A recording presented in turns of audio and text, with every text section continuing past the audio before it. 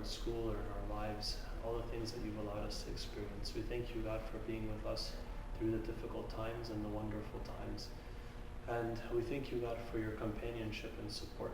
Please, Lord, be with us this evening. Be with those who are traveling here, those who couldn't make it. Be with all the concerns we have on our hearts. Be among us, Lord, and help us to experience you and to see you and encounter you in our discussion today. We need your help, Lord, and we need you to take care of us. Through the intercessions of Saint Mary, the prayers of Saint Anthony, and the saints of this day, hear us as we pray together, saying, Our Father, who art in heaven, hallowed be thy name. Thy kingdom come, thy will be done, on earth as it is in heaven. Give us this day our daily bread. Forgive us our trespasses, as we forgive those who trespass against us. Lead us not in temptation, deliver us from the evil one. In Christ Jesus our Lord, for thine is the kingdom and the power and the glory. Okay.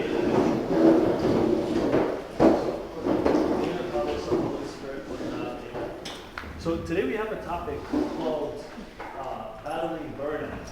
Battling burnout. And I think the best way to talk about this, of course, I always have these points to talk about, but the best way to talk about this is for all of us to think about the experiences we have in our lives and to take this personally. I always like to say that if you want to benefit from a talk, take it personally and take it serious. So you're not going to be able to take it personally unless you take it seriously.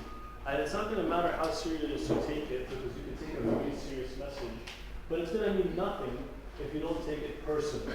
So this message is not for all of us, it is that, but it's also for each one of us individually. And it's for myself first, because especially when it comes to this topic, if you're wondering why you haven't seen me for about 27 million months, it's probably because I've been dealing with burnout or something. And this is a topic that is very personal for me as well. So just to introduce, before we get into what burnout is and all the things we're going to do, and of course I encourage you to ask questions and interrupt me if you have anything to say, is I just want to put this into perspective, that we are under so much pressure. And I don't want us, because one of the things we'll talk about in the phases of burnout is denial of the problem. But, and the solution to that is to accept reality. So what I'm doing now in the very beginning is I just want to accept reality, right? So we are under a lot of pressure in our lives. We're either studying, we have our careers. I mean, who knows the things that we're all thinking about. Our families are telling us to do things with our careers. Our schools are not able to help us find jobs. The economy, money, all these big words that I can't even spell. And then your family, whatever's happening in our families is all very different for each of us. All of our relationships. I was talking with someone, his friends are like not there anymore. Just poof, disappeared. I don't know what the heck is going on. And of course some of us are married, some of us are seeing someone or dating someone, some of us are single and on the market. That's a topic for another day. But some of us are working on that too. You shouldn't be dating. You should not be dating, and some of us think we shouldn't be dating. And so we're all in very different positions in our lives, right? And we have to deal with that. So, and of course, we have health considerations. And that's, may God give us all great health, but there's things to think about there. And then, of course, I haven't even started. I haven't even touched the tip of the iceberg about all the internal things that are going on. Like, these are all things I described that are happening externally. But then you have self-image and self-esteem and accepting yourself, which is a very difficult thing to do. It's a very long journey.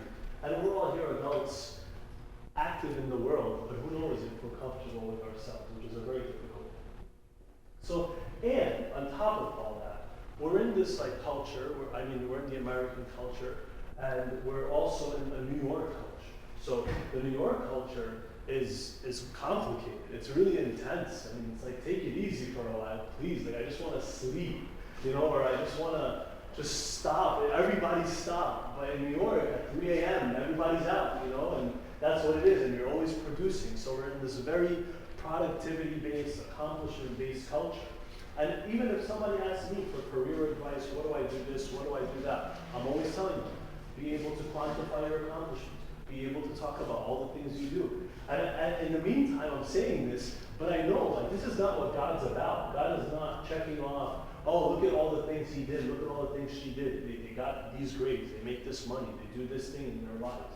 But we're in this culture that's so focused on what value do you add, what do you produce, what do you accomplish, what school did you go to, what were your grades, give me a number, right? You have to be able to state all these things, and you have to know elevator speeches, right? So in 30 seconds, you have to be able to, all of a sudden, just give the story of your life in 30 seconds, and you're preparing for this moment that might never come, where you're going to be in an elevator with somebody who's going to be able to make these decisions and about your whole life and whatever, and you're supposed to know what to say. And so you have all this pressure, right? The world is putting all this pressure on you. And, of course, this is all correlated with, I don't know if you guys have noticed, that there's all these energy, like, products out there now, right? There's, like, energy drinks, energy strips, energy, like, I don't know, nasal ingestion things, gums, you know, all this stuff just put in your head. There's all this energy stuff. And so it's just, for some reason, nobody wants to sleep. Like, I don't know what's going on, right? So, all this energy stuff, and no matter what, no matter how much you accomplish, no matter how much you produce, there's a few things that are not changing. Those things are, for example, there's no matter what happens, there's still only 24 hours in a day. Like, it's a constant, right? It's something you can rely on for the rest of your life until time ends. But I mean, probably, just statistically speaking, based on history, because the world hasn't ended yet, so you don't have the observation of the world ending, you just keep going, and you're just going to keep living, right? It's going to be 24 hours every single day, no matter how much you try to accomplish. But we just keep stuffing more and more and more. One of my coworkers today, I was talking about the iPhone 6 because, you know, I'm just crazy, and that's what I do at work, obviously. But so I'm talking about, I'm like, yeah, I gotta get the iPhone 6, it's gonna make me so much more efficient. And he's like, yeah, it's gonna make you, he's like, it's not gonna make you any less busy, you know? You're still gonna be busy, and you're gonna be even more busy. And so I'm gonna get all these efficiencies that are gonna come from having better technology, but then I'm gonna take all that same time, and I'm gonna stuff it with more accomplishments and more studying and more reading and more hanging out, and there's no solution this way, right? So, and the problem is that I'm stuffing my life with all these things, and there are some things that are the first to go that I neglect right away. And there are three main things, but we're going to go through lots of detail by the grace of God. Number one, one of the first things to go when I'm tired and I'm like exhausted is God. I just, you know, hey, I happen to work late that night, or I happen to be out, or maybe today my excuse is going to be, I was serving, I was giving a talk. So when I get home, I can't pray. I already prayed. Like, isn't it like speaking to people and speaking to God, like Christ is in all of you, and I'm like, you know, like I'm speaking to God right now or something. So I don't have to spend time to sit and read the Bible and pray. It's just one of the first things to go, and that's one of the main reasons why I'm getting burned out, but we'll get to that. And of course, another thing to go, which we're just saying, is sleep. We just don't sleep enough. And we have a nice story with Elijah. We'll see that, how God, one of the first things that God did to bring him back to like real life was to put him to sleep for a while. And of course, our family and friends. I remember one time I was doing some training, and then they had a panel of all these like senior people and their careers and stuff. And this lady just came up, and you know, I won't get to all these details, but one of the things she was saying was that there came a point where she was working so hard that her friends would text her, hey, we're going to hang out. Hey, how are you doing? We don't see you on weekend. She's working all the time. And she just burned out. Like she just couldn't, she was working so hard that she couldn't, and everything else in her life stopped. So she had to just take a whole like leave of absence from work because she was going to collapse. And so one of the other things that we neglect so much is us, is each other, and our families and our friends. We neglect the care of each other. I was sitting with someone having dinner with someone last week, and you know, he's going through a lot of things, and the main thing that I asked him, like one of the main things I asked him was, what's going on with your friends? Do you talk to anybody at all? I mean, like when was the last time you had dinner with someone? And And I'm sitting there, and I'm trying to get a sense of where this person is. And it's very clear that the person has allowed himself to get to a place where there is very, very little social interaction. There's activity, but there's no social interaction. So he's like producing things and accomplishing things and doing things all day. But is he dealing with people? No, no. And you look at him and he's just kind of just moving around, just moving around in life, you know. You ask some of our parents, they think, oh, he's doing great, he's doing all these things with his life. But you don't know how long it's going to last. So let's dig deeper. Does anybody have any questions so far? Yes? Well, some people might make the argument, not me, but who cares about social interaction? He's interacting with people at work, he sees other people. Why is it important to have friends? Yeah. I mean, the thing is, like, very simply, part of accepting reality is accepting that you are a relational being. That humans are designed to be in relationships. We're made to be in relationships. Actually, our designer, our creator, is a relationship. He's the Trinity, right? So by design, we are made to be in relationships with others, with not us, not ourselves, not me. I am made to be in a relationship with not me. At the very least, God.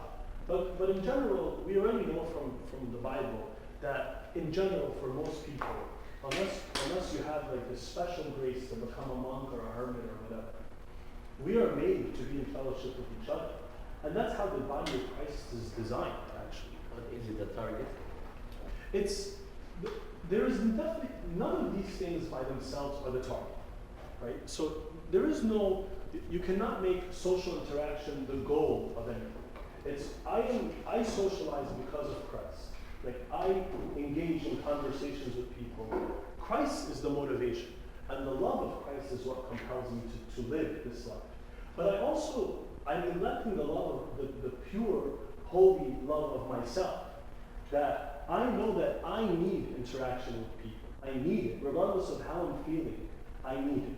So I have to, at a minimum, which is really like the maximum, at a minimum, look at myself and love myself with the love of Christ.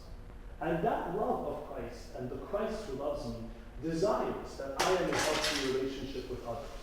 Does that make sense? Shall I repeat the last one? We got distracted. The love of Christ, our Christ desires that we are in healthy fellowship with others. He gives us communion. He gives us church. He gives us fellowship. He gives us encouragement. He gives us the saints, you know? He gives us His word. Like, He gives us written word, at least just to interact with history, to interact with Him, to interact with people of other times. And the goal is not it's not as simple. We're adults here, right? So it's not as simple as talk to other people. That is a goal. It's not just that. It's that because in you I see Christ. When I encounter you, I deal with another Christian, another person who has encountered Christ. And what greater thing is it that I can ask you, hey, I'm dealing with something, how are you? And I can see Christ in you. I can see my own Christ in you.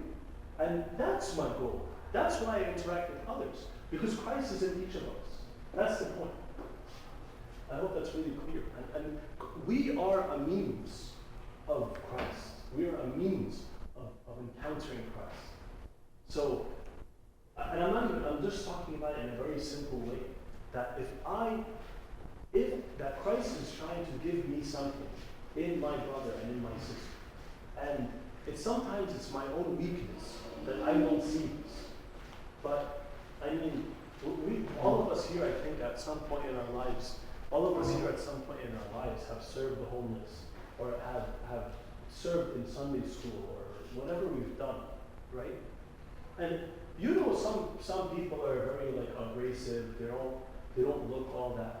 But sometimes when we're dealing with these very people, we're so humbled by something about them. We're saying, oh God, what is going on? Like, I feel like I met this person, he's all dirty and everything, but I just feel so small in front of this great person who lives such a difficult life and is so thankful. And that's why I need relationships, because Christ is in the relationships. Yeah. Okay, man's life has three dimensions. One dimension is God, one dimension through oneself, and the third dimension is people. Okay, which dimension should I start with? Yeah, I mean, Because we, for real, we are busy and over busy, and if we are not busy, oh, let me see something that made me busy. Why I'm not busy? I don't have life, I should have life. So we think that way. And this busyness is the thing that destroy our life.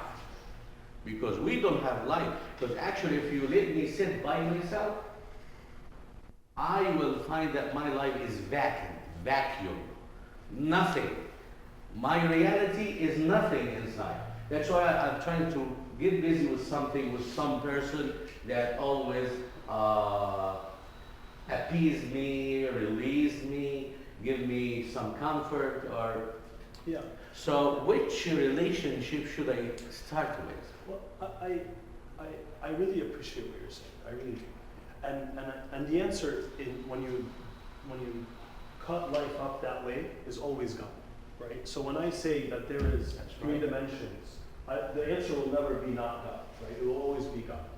But I also want us to also take a much more integrated perspective, that these things are not separate from each other, right? That God and myself and my brother and my sister are not separate from each other. That it's not like God or my brother or my sister or myself. It's God and my brother and my sister and myself. It's all of these things at once. Sometimes, which is why I appreciate what you're saying, sometimes we're neglecting where we make it God or my brother or my sister or myself. Sometimes we make it that way. And then we have to say, hey, there's three dimensions. So you have to focus on that. But the healthy, integrated, balanced life is all of those things together at the same time. Because God is all in all. So it's not like God or my brother. It's God and my brother. But which dimension is really enriches? Oh, it's God. Empowers. Absolutely. The other dimension. Yes, no, it's Your God. relationship with God. Absolutely. You get power. Yeah. Supernatural power. Yes. That you never find it anywhere. Yeah. No, I completely agree. Yeah. So I'm supernatural. You are. Because beings are this.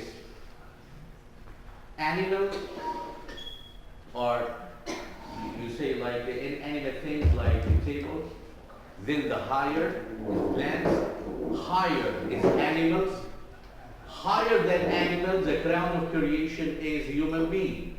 We are not human beings. We are a new creation called the Christians. We are not human. With Christ, we are supernatural beings. Thank you. Yeah. Right, so I just wanted to bring it back to one of the points you were making before. Yeah.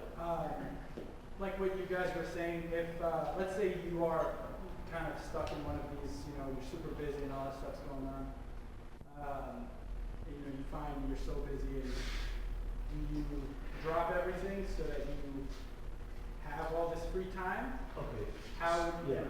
So I can't, this is such a personal topic that I can't give a one-size-fits-all. What I can do is just tell you things to consider.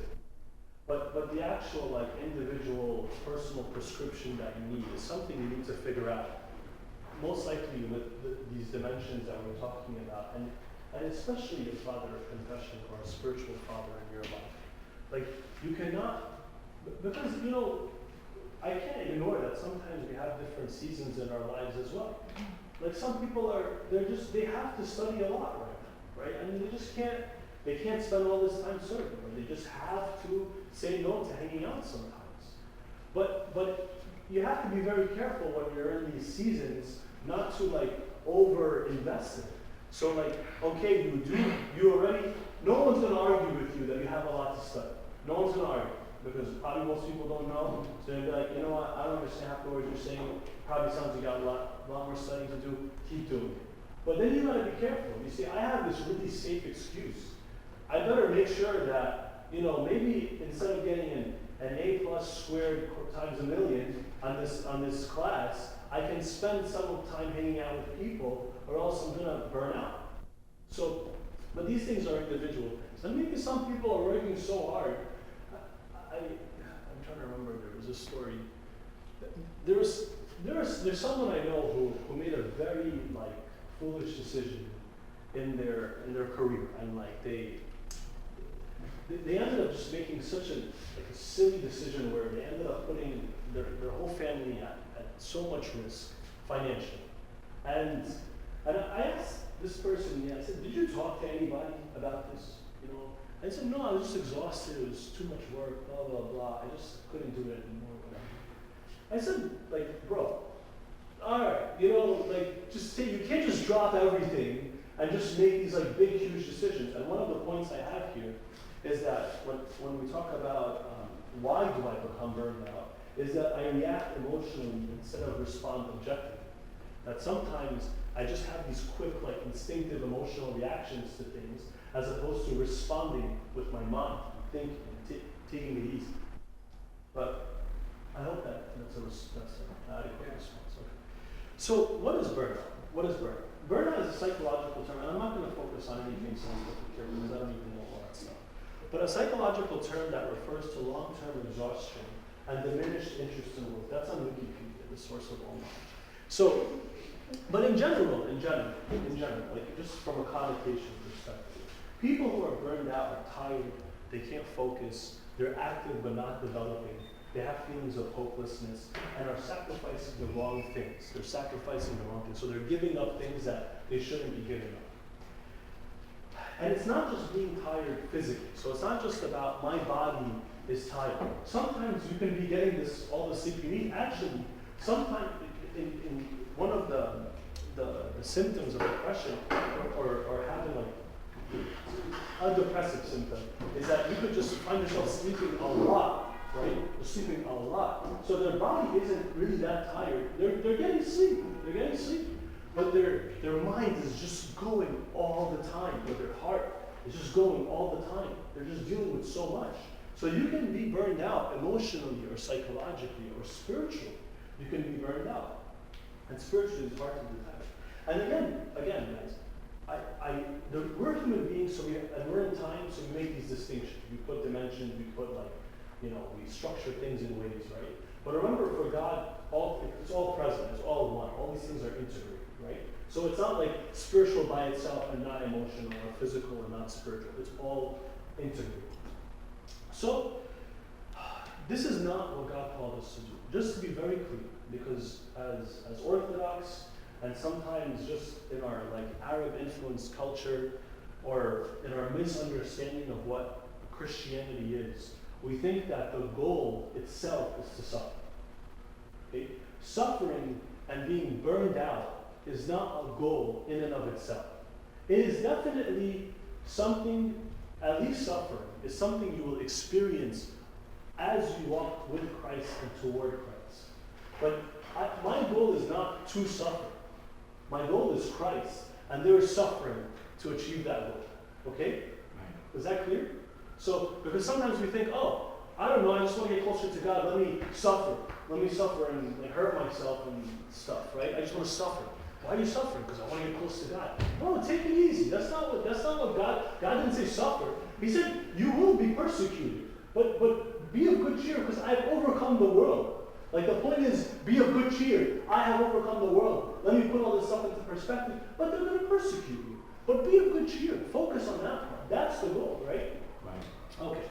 So burnout is not a Christian phase of life. It's something that happens in the world. You get burned out because of our own weakness. And I don't want everybody to say, oh, I'm burning out because I'm so weak, and then you burn out more because you're dwelling on how weak you are. Right? It's not the point.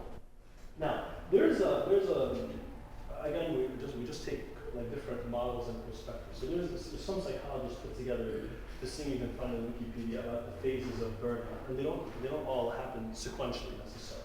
Okay, but I thought that this would be interesting for us. It was recommended to me, and I thought it would be interesting for us to just at least try to see if we fit into any of these things, or at least maybe these things they may not be relevant to us at all right now in our lives.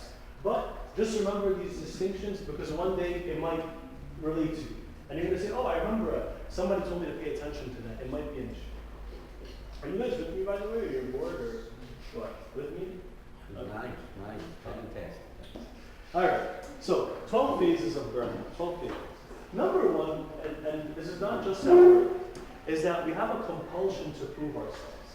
And again, this is not like, there could be many reasons for wanting to prove yourself, okay? Some of us are trying to get over like issues with our parents when we were young. They always told us no matter what we did, we could have done better, right? So we're always trying to do an amazing job at everything no matter what it is. Some of us, we feel small for whatever reason. Maybe we play basketball and somebody like snuffed us when we were taking a shot, and now I feel small all the time when I have to prove myself in my studies because I couldn't do it in basketball. Or whatever it is, sometimes we have this compulsion to prove ourselves. What ends up happening is we end up working very, very hard. We end up working very hard. And this can happen in our spiritual lives. You know, especially when you're young and you think that God is like this black and white being, and like he's very like rigid and legal and rule-based. You think that, oh, okay, if I want to get closer to God, I have to do like exactly 400 latanyas, 12 million signs of the cross every second, and I can't be greater than 1 over or 1 under. Like, I have to get it right. And if I'm 1 over, 1 under, I have to start over, And like we have all these rigid rules where I have to read exactly 3 chapters a day, 2 from the Old Testament, 1 from the New Testament, blah, blah, blah, blah, blah. And we have all these spiritual ambitions, and God is like, I'm right here. What are you doing? Like, take it easy. This is not what the point is. So some of you have these very big ambitions. We say, I want to have the love of this person over here, and I'm never going to stop until I'm going to work so hard. I'm going to do all this stuff. And God is saying, let's just take what I give you, okay? And instead of you trying to be like, climb the spiritual ladder here, let's climb together at the right pace, okay? So sometimes we're very ambitious. We end up working very hard. And the third thing is we start to neglect our own needs. And I'm going to talk about that in a little bit. But we start to neglect our own needs. That you find all of a sudden you have these responsibilities, you're neglecting, you're not eating well, you're not all these other things well, so you're neglecting things. And then the next thing is displacement of conflict. So one of the biggest signs of issues is you could find people that they take their own issues and they blame them on someone else, or because that person did something. And you remember Adam, when God spoke out, he said, the woman who gave me messing up, like she's the issue. It's very hard. It's very hard to see the issue in yourself. I always encourage everyone. When you're in a conflict, the first question you should ask is, what is my contribution to this issue? What is my contribution to this issue? Please ask that question, because it's never productive or constructive for you to focus on what the other person is doing wrong. You have to focus on the few things that you have under your control, right? And one of those things is yourself and your own behavior. So instead of, as people burn out, they start to blame everyone else. Like, my manager is asking me to do all this work. The kids in my Sunday school class are going crazy. The servant in my church is doing this. The traffic is bad. All these things. Out. All that stuff is pointed out. None of it is pointed in. Okay. Revision of values.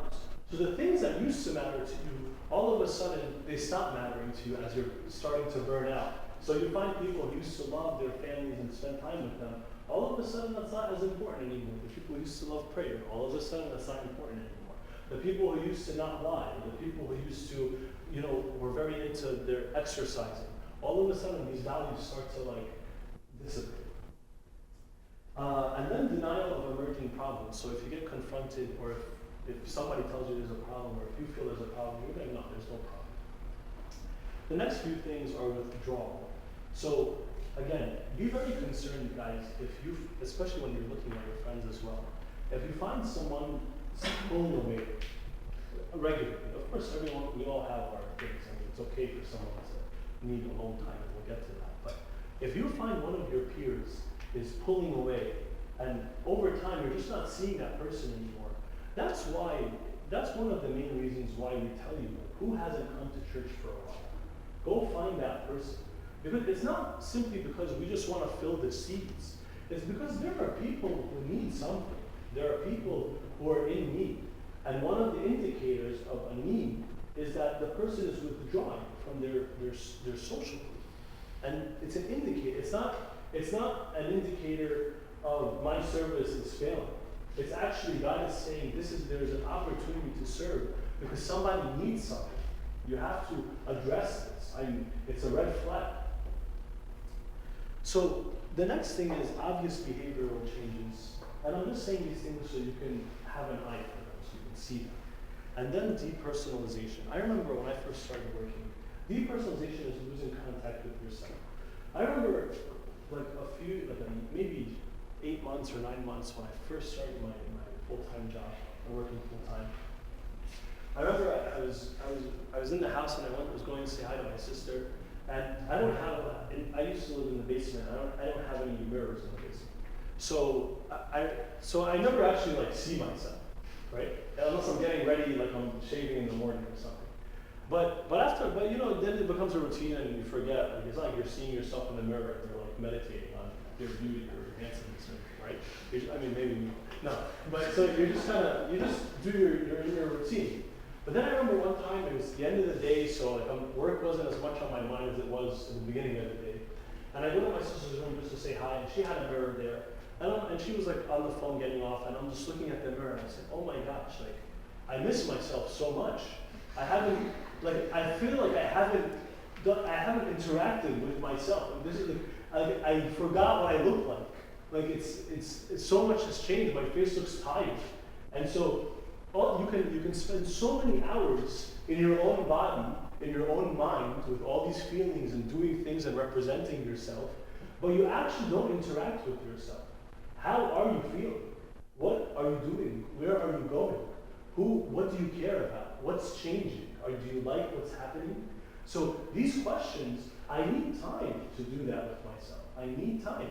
I remember my dad passed away a few months ago, and I remember I was sitting with a trusted advisor of mine, and I was telling her that, these are the main things that are important to me. Making sure my mom is okay, making sure my sister's okay, and there's all these administrative things that we have to do, like money and stuff and paperwork.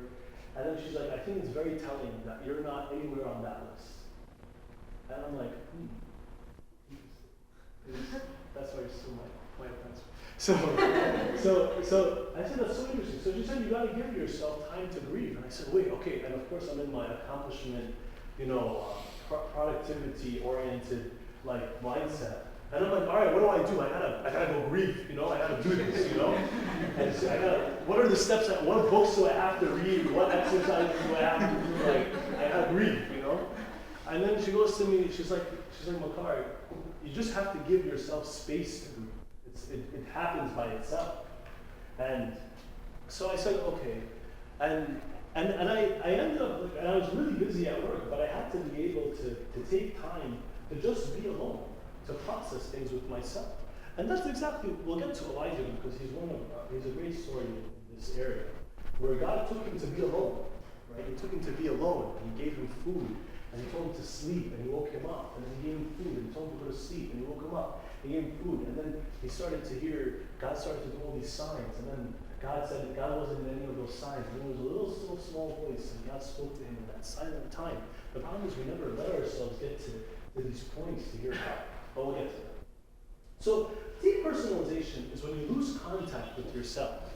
You don't know who you are, what you are, where you are, how you are. You don't know these things about yourself. You lose touch with yourself.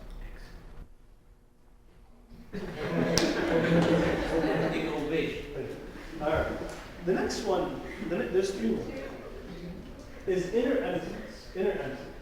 So inner emptiness, by the way, is after a while of all this depersonalization, you're not motivated internally anymore. There are some people that you always have to tell them, hey, come here. They're all about being stimulated externally. And by the way, our culture nowadays and technology are all about external stimulation, right? So my phone vibrates, I go to it. Do I choose when to go to my phone?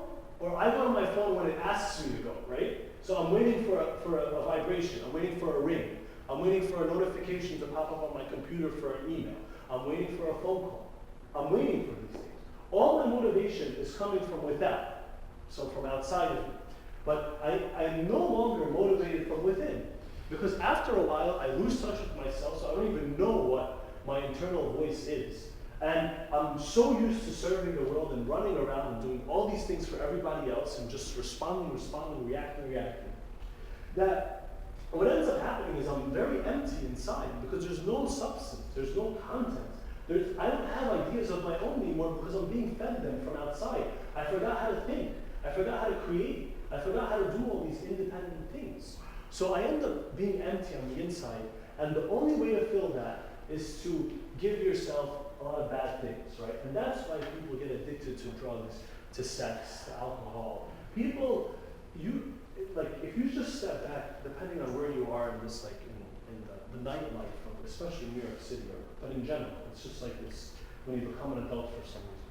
That the amount of time people spend in bars and drinking and at clubs, just very hard stimulation, just block all your senses with alcohol. Make the music really loud so you can't even have real conversations, you can't even hear yourself think, right? Do it late at night so you're so tired. All your inhibitions are gone. And you spend 7, 6, 3, 5 hours outside, active, spending money around people, but you've accomplished nothing, right? You've done nothing. At the end, you go back home, you're wasted or whatever you are, and you're like, what just happened? Hours of my life I will never get back. And every single weekend, over and over and over again, people are empty on the inside. People are empty. And you have to be careful. Because a lot of people around us are doing this stuff, right? You can just spend hours doing this. Will any place ever say no to your money? Will any place ever say no, we don't take money, right? We don't accept cash or credit. We don't take anything, right? We want you to be rested and not burned out. That's what we accept here. Unburned out people, right? No one will ever say that. Will anybody stop selling you all these things that you use to numb you to the circumstances of your life? No, right? No bar is ever going to say, I'm not going to sell you a drink, right? I mean, unless you're under 21, but even then. But nobody's going to do that, right? That's not what the world is about. The world is about sucking the stuff out of you. I don't mean to be so dramatic. But, all right, the last two things are depression. So, and maybe I don't mean a clinical depression here because that's another thing, but you start to get hopeless. You start to be like, what's life about? So you've been through all these things and then what's life about? And last, it could happen, and I hope, excuse me, this doesn't happen to any of us, but I was telling you the story of that woman where you just collapse, right? You're physically, emotionally, it's over. You just can't do it. You let yourself get to a point, where you're completely burned out. Now, I have two more sections here, which is why do I become burned out, and then how do I avoid getting burned out. Does anybody have any questions about what we discussed so far? Can I add a question to the two that we just asked? Yeah. If I'm already burned out, how do you do that? Okay, so I think the how do I avoid getting burned out will have answers to that question. And does anybody else have any questions? And if I don't answer it, please let me know. Okay, so why do I become burned out? Why do I become burned out? Number one, and again, I'm just listing some things, but there's many answers. Okay. There's a few words that I've been taught are very important to have in your vocabulary. No, sorry, thank you, and please. Okay? But please, whatever, we get that. But no, sorry, and thank you. Those are the three I want to focus. So, but no is one that is so difficult for some people to say. You should know, that's KMW, you should know that you need to say no more than you say yes in your life. As you get older, as you go through life, there's a lot more no's than yeses because more options are open to you. I always use this one example, maybe some of you are tired of it, or this article, some of you are tired of hearing it with me. But I remember after Steve Jobs passed away, there was an article about his life or something, and I think, what was it? The Economist or something, I don't know, it's not heard of that. But just some article there, and it was talking about how he would, all these engineers, because it's just this company full of like really brilliant like engineers, right? All these and smart processes and culture and stuff. But so these engineers go up to him like, we have this idea, we have this idea, we have that idea for the eye wall, eye whatever, right? Eye table, whatever, right? So people go up to him and they have all these ideas, and his job was to say no to most of them, to say no to the ones he needs to say no to. And this happens to us all the time in life. I have a friend, he, like, I don't know, I think if somebody offered to him to save the whole world, like to give them all salvation, he will say yes, he'll do it. Like he just can't say no. No matter what you ask him to do, he doesn't know how to look somebody in the eye and say, no, or I can't do it. I wish I could, but I can't. I got a phone call yesterday from someone very important at work, and he said, hey, Makar, we're going, I just started working for this person. He said, Makar, we're going out, we'd like to be a couple. And I have this principle where if I make plans with someone, like whoever I make plans with first, I don't cancel. So once I schedule something, I'm going to stick to it. So that's just what I do. So I already had plans that evening. So I said, I wish I could, but I can't make it. So it just freed me in general. And then so that person just said to me, oh, okay, enjoy your plans. And then the next day he said, oh, how was the thing you were doing, right? So in the end, I cleared up so much emotional burden because some of us would be like, what do I do? This person's asking me to do this thing, it's important for this and it's important for that, and maybe I can call my friend and tell him I can't do these plans that we agreed to, and we can reschedule, and it'll be a problem, and we're just struggling. And all we have to do is just say no. So some of us have this type of anxiety. And so many people are offering us to do things in our lives. There's so many options, but saying no is very important. I'm telling you guys, saying no is very important in your life. You have to be able to say, there is a line here. This is the topic of boundaries, right? To be able to say no. There is a line. If a guy and a girl are going out, you say, no, it's too late to talk, or you cannot touch me, or I think it's too soon to do this, or X, Y, Z. I have to be able to say where the lines are, okay? And if you can't do that in a healthy way, we'll talk about that later. All right, number 2 is I can't ask for help. I don't know how to ask for help. We gotta be able, in economic terms, to leverage ourselves. So that's why, for example, Dr. Samir is always asking us, I need people to help. Because you have ideas, you have things to do, but you're not gonna do them all yourself. You need people to help you. And I remember I'm just trying to use personal examples, that I remember when my dad passed away, that I had to just stop for a second and say, I have to accept help from people. Like, I have to accept help from people. There's so many things that need to get done, and I can't do all of them. And I just need to focus on the very few things that only I can do, and just let everybody else help me. And it was a very difficult decision to make, because I'm like, I have to help my family, I have to do this, I have to do that. But then, as I let go of all these things and I accepted help from people, I felt so blessed by everything that God had given me, including all of you, and so many people, right? People who say, Makar, I will come and help this, I will come and do this, let me do this. So you get help from people, and then I'm not burned out, so I'm okay, right? All right. So why do I become burned out? Because I can't say no, I can't ask for help. Another reason why I become burned out is because I lose perspective. I forget how small some issues are. I'm like so focused on this one little specific thing. I remember a few, 2 weekends ago or so, 2 weeks ago, all of a sudden some really big thing happened at work, and it was like one of the biggest things I had to do at work so far. And I was really it was on my mind all the time. I was sending emails at 11, 8 at night, and just doing all this stuff.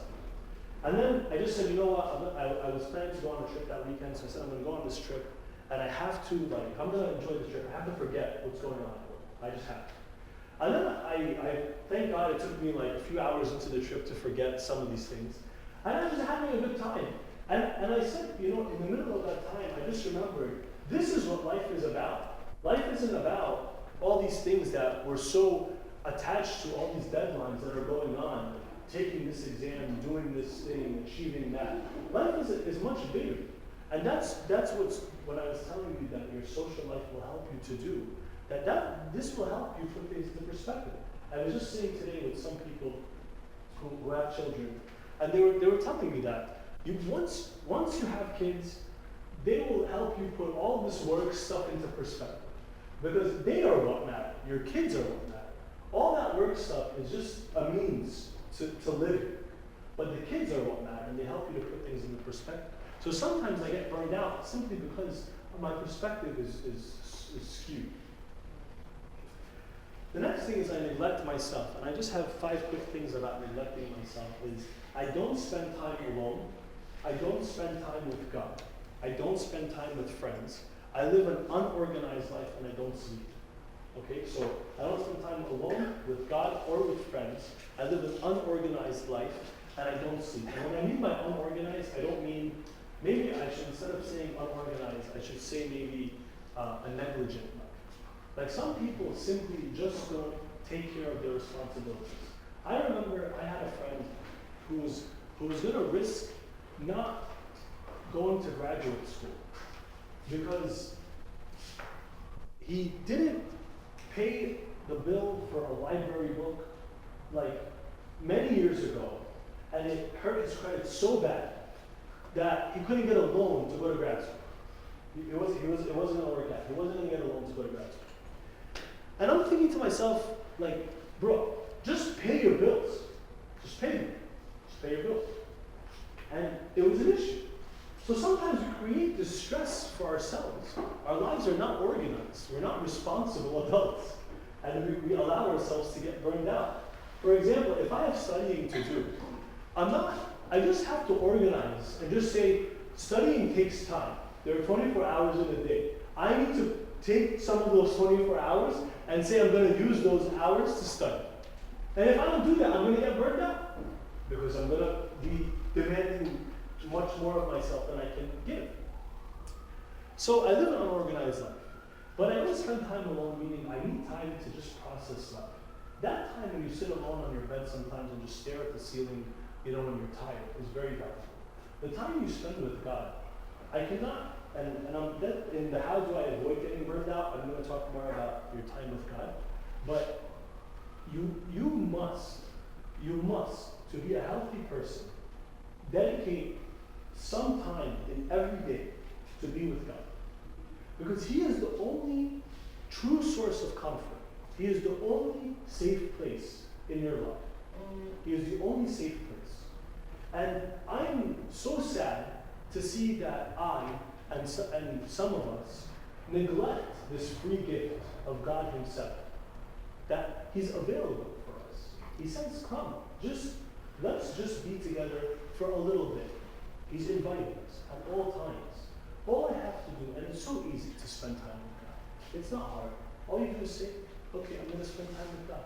God, thank you for everything. You can be silent. You can pray. You can read the Bible. You can think about Him. It's so easy to spend time with God. But all you need to do is just say, okay, I'm going to give the next 5 minutes back to God. He gave me 24 hours. I'm going to give Him back 5 minutes. But he does a lot of little things, right? So I'm going to give Him 5 minutes. And I'm going to spend time with Him. But because God, you see guys, if I was talking to a secular group, I wouldn't be focusing, of course, I wouldn't say much about the God part, right? It would be difficult to do that so explicitly. But we know as Christians, that our life's support comes from God. We know that we are here because of God. We know that. And we know that there is no success away from God. There's no prosperity or victory or comfort away from God. He is those things, and He is the source of those things. He is not just the source of victory. He is our victor, right? True. He is our victory. And in him we find victory. And even Camilla agrees with you. Thank you. So, Can I give you an example to support this idea? okay. Our being is like a battery. If this battery is not charging blood in God, usually to recharge, so we have no power. And there are many things in life that can make us lose our power easily. Please recharge your battery daily. It's a must. Please. Thank you, Kevin. Thank you very much. Thank you. And stay plugged in at all times. Like, I don't want you guys to be like, again, because we're weak, we have these examples. We're in time, so we have these examples of God and then this and church and then that. But again, in our healthy, balanced, complete way of thinking, it's all together, right? It's not like when I go to work, I leave God, right? I take God with me in work. God is all in all, right? So I have to stay plugged in because I have to stay charged at all times. So I don't prioritize my time, which is another thing. I rely on others to take care of me. Like, I remember I told you that you should ask for help, but in the end, no matter what happens, you are responsible for yourself. No matter what happens, you are responsible for yourself. No one is going to give you success. You have to work hard. You have to take care of yourself. If you have an issue, you have to make a note of it, and you have to go and seek help. It's not going to take care of itself for you. Problems don't get better by themselves. You need to do something about it, okay? You need to do something about it. Maybe it's just waiting patiently and praying, but make sure you're doing everything you can. You do your part, God does his part. So one of the reasons why I burn out is because I'm expecting everybody to take care of my issues. Everybody else is responsible for me, and I'm not responsible for myself. So that's an issue. The last two in the second to last section are that I react emotionally instead of respond objectively.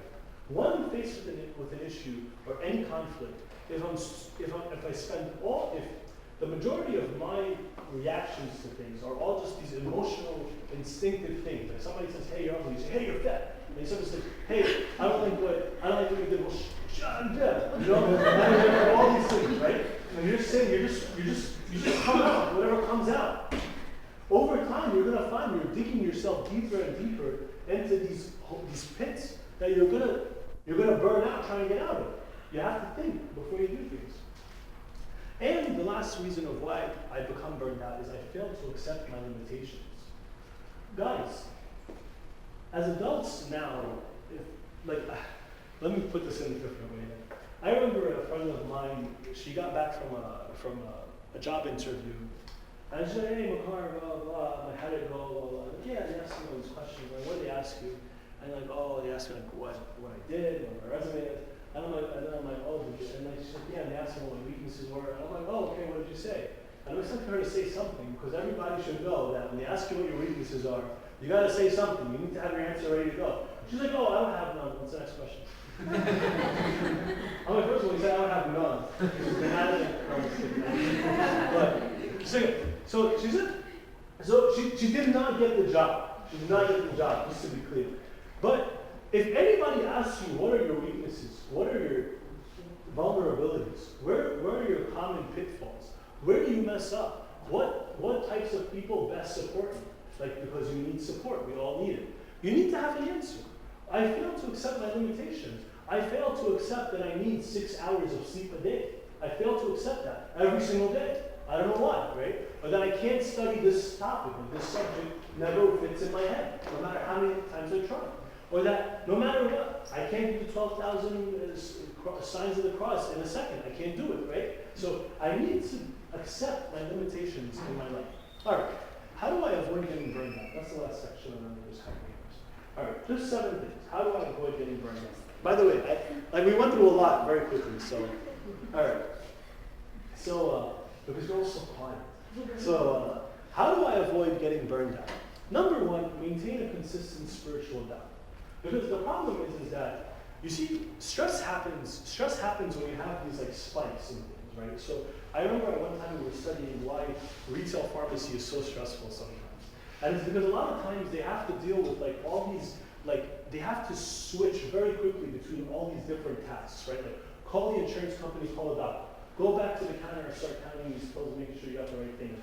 Then go back and do this thing in the back. And then we'll do this. And then deal with customers. And then somebody wants to buy orange juice. And you're like, bro, I spent $5 million on my education. And I have to check this guy out. He wants to buy orange juice, right? And or he wants to do a price check, even worse, right? So they have, you have all these like these surges or like these spikes in different types of activities. You're going up and down, working hard, and there's nothing consistent. There's nothing consistent.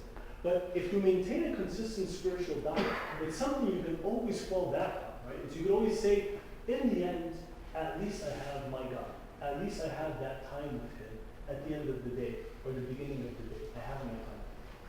Number two, I avoid getting burned out by keeping my life balanced. That I need social interaction, as we said, and I need to do something physical. I need to get up and do something. I mean, guys, I can't emphasize enough how important it is to eat well and take care of your health. Because sometimes just our health is what's putting us down all the time, and we don't have energy, we're tired, whatever, right? And then it has also like self-image things. That's But sometimes you are waking up from sleep by the Holy Spirit. Wake up, I need to talk to you. Yep. I need to sleep, I have a job in the morning. I need to talk to you now. Yeah. Like lovers. Yes. So what are you gonna do? No, well, if God's waking you up, He'll You take care cannot of it. ignore those. I'm sure He'll give you energy later on. If He's the reason why you can't sleep, you'll be alright. God is not the reason why I can't sleep, just to be clear. He's not waking me up to talk to me. But because I was sleeping. So, alright. So, but number three is to sleep. Just get some sleep, right? And now we'll get to Elijah. Elijah was, defeated all these pagan priests, and God accepted his sacrifice, and all the thousands and tens of thousands of the people of Israel saw that Elijah's sacrifice was accepted, and these pagan priests were a fraud, and then Elijah had them all killed, and God sent fire from heaven to consume Elijah's sacrifice. And everybody's saying Elijah's God is the right God, and Elijah's victorious. And then some queen somewhere goes up to Elijah, she's like, you know what, may the gods do to me what do to you, or do to me, or whatever she said. It's all that New King James Version speak. But he said something like, may the gods do to me what you just did to the priests, if I do not do what you did to the priests to you at the end of the day. So in other words, I'm going to kill you. Right? So he said, I'm going to kill you, right? And Elijah's like, oh my gosh, this queen is going to kill me. Elijah, wake up, dude. Like, you're the man. Like, God accepted your sacrifice. He sent fire from heaven and took your sacrifice. And you just killed 400 priests because they're liars, right? And the thousands of Israelites are supporting you and following you. And you're the leader. You're the one who did it all. Why are you afraid of this one queen? But Elijah was getting burned out. He was getting exhausted. And he just ran. Like, he just ran. But God took him into the wilderness. God took him into the wilderness and he said, let's go to sleep. Just take a nap. And Elijah slept. And he rested. And then God woke him up and he sent a messenger and gave him food to eat. And Elijah ate. Remember I was saying sometimes you neglect your own needs, right? You neglect eating, you neglect sleeping. And God gave him food. And then you think, oh, okay, this is so nice, this is so nice. And God's like, I'm even nicer, I'm going to give him another day of this. And then another day. And he just let him go to sleep and eat, sleep and eat, sleep and eat. And then God spoke to him. So sometimes, guys, we need to remember that God cares about plain old rest. Plain old rest. Just get some rest. Okay? Just get some rest. The last few things are have healthy self-talk. Have healthy self-talk. If you think talking to yourself is weird, it is kind of weird. But no matter what, there is some self-talk that happens. Some of our self-talk is very negative. Oh, I don't know what you're thinking of me. Oh, this is so weird. Oh, I'm scared. Oh, I'm gonna mess up. Oh, I messed up before, I'm gonna mess up again. And we just keep saying all these negative thoughts in our minds. Or, oh, this is a very risky situation. Or blah, blah, blah, blah. And we just keep saying all these things in our minds. It's like we're against ourselves. Or I can't do it, I'm too weak, I failed before, whatever, right? So you have to monitor that. You have to catch yourself and say, wait, hold on a second. Why am I saying these things to myself? Like, am I dumb? Like, what's wrong with me? Like, am I real about this stuff? Can you imagine? Try to say those things to other people and see how they feel about it. And that's what you're doing to yourself all day sometimes, you know? So have healthy self-talk. Don't let yourself get into these bad thinking patterns. Keep things in perspective. We spoke about that. Ask for help. We spoke about that. And accept reality. And that one, really important. No one is perfect. We all really, and I literally mean the word really, get tired. We all have limitations. We all can't do everything. And we all need help. But the verse that I do want to get to, because it reminded me of the Holy Spirit waking people up, which is, and he said to me, and this is 2 Corinthians 12, verse 9, and he said to me, my grace is sufficient for you, for my strength is made perfect in weakness. Therefore, most gladly, I will rather boast in my infirmities, that the power of Christ may rest upon me. No matter what the burnout is or what you're going through, remember, just take comfort in the presence of Christ in your life. That, again, there are just different seasons. And we don't want to get to a point where we're burned out. So we have to find comfort in Christ throughout the way. It's not just wait till you burn out, then go find Christ. Keep Christ with you as you're exerting all this energy and all this effort and you're struggling very hard. Does anybody have any questions?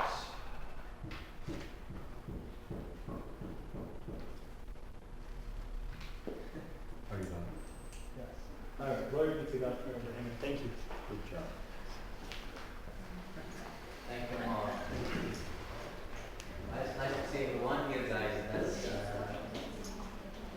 yeah, you haven't seen that crowd for a long time. It's nice to see everybody, guys. Welcome. I don't know, there are a few people